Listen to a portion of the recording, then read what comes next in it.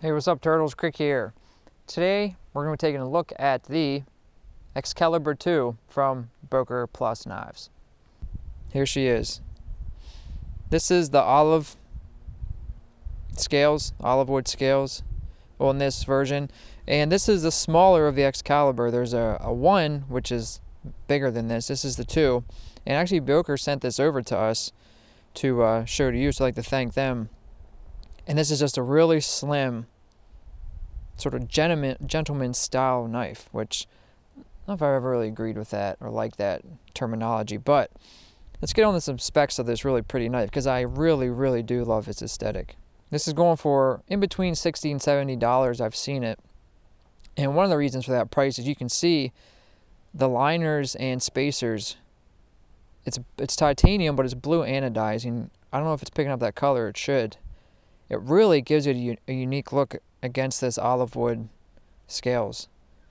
The clip is that as well, and that's a really sturdy pocket clip.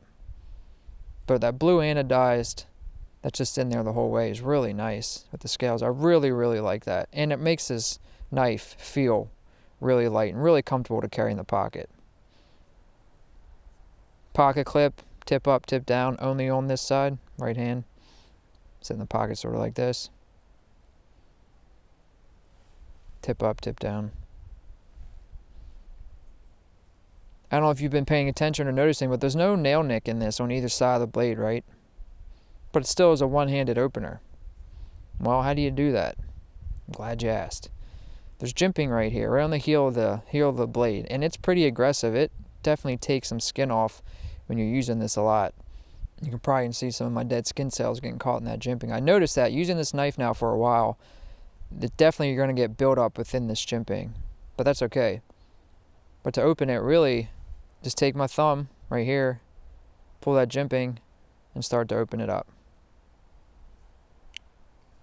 And that was kind of a little goofy to show on camera, but I'll try to get a better angle of it. Let's finish talking about some of the specs.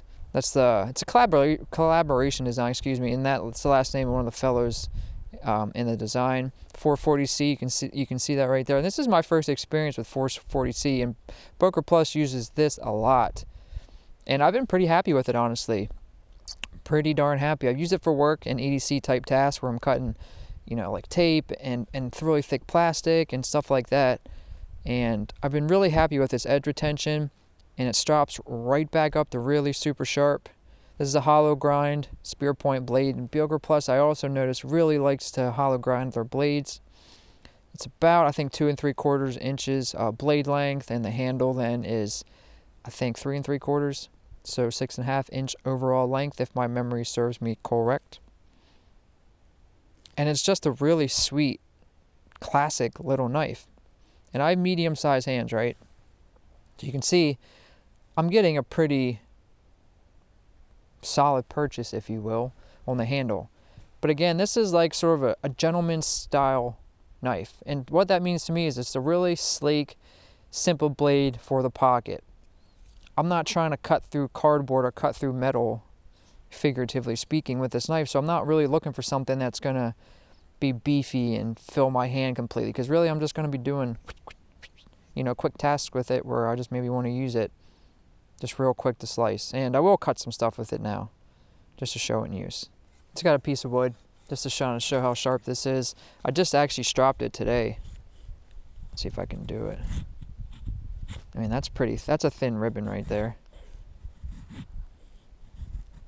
Like I said, hollow ground blade. And I've been really happy with this 440C, like I said. My first time using it. Boker seems to really like using that steel, and it seemed like they've done a pretty good job with it.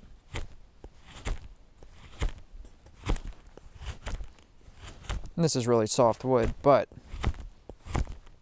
can't do a knife video without using the knife, according to my brother. Cut some cord. Let me grab some string real quick.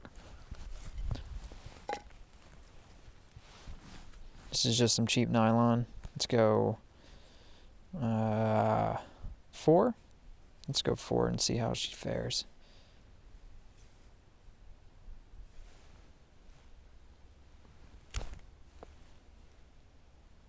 Really easy. Cant that knife, let it just slice. It says a liner lock in here, and there's really no sort of dugout. Here's a profile. You can see that profile, right? There's nothing really carved out for you to get your thumb to push this liner lock over. It's pretty well flush from here, sort of moving this way. Like I said, it's not really carved out at all to push this liner lock over, but it really doesn't impede your ability to unlock this knife at all. I did mention I'm trying to get a better frame of opening with that thumb. Heel right here, push that in there, and it just rolls. It's kind of difficult because it's a small knife, and it kind of is an interesting way to open up a knife like that. I haven't had any problems with getting used to it.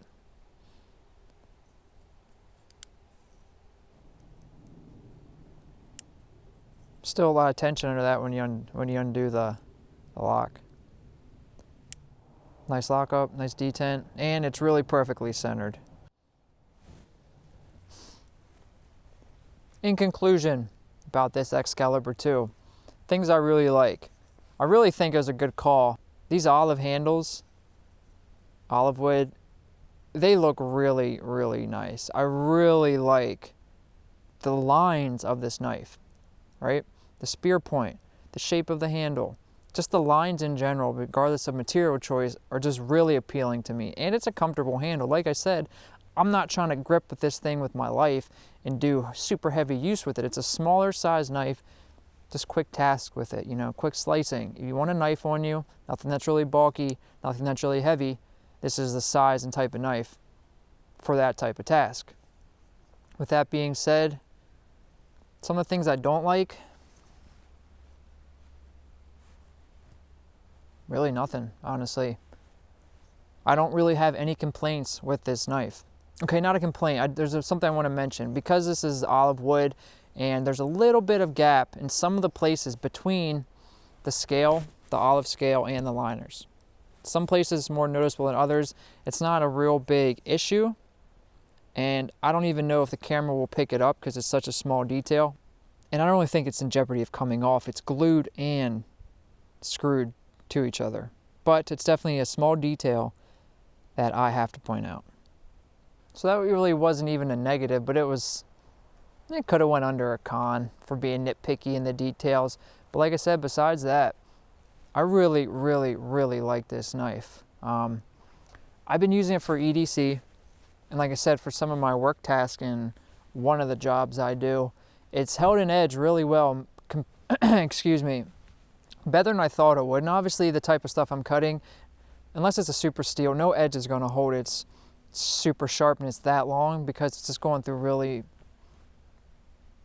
edge destroying material. But outside of that, it straps right back up, super sharp, hair popping sharp, and I just really like the knife. I really do. Like I said, the line. So if you have any experience with any other Boker knives, Boker Plus knives, let me know, leave a comment.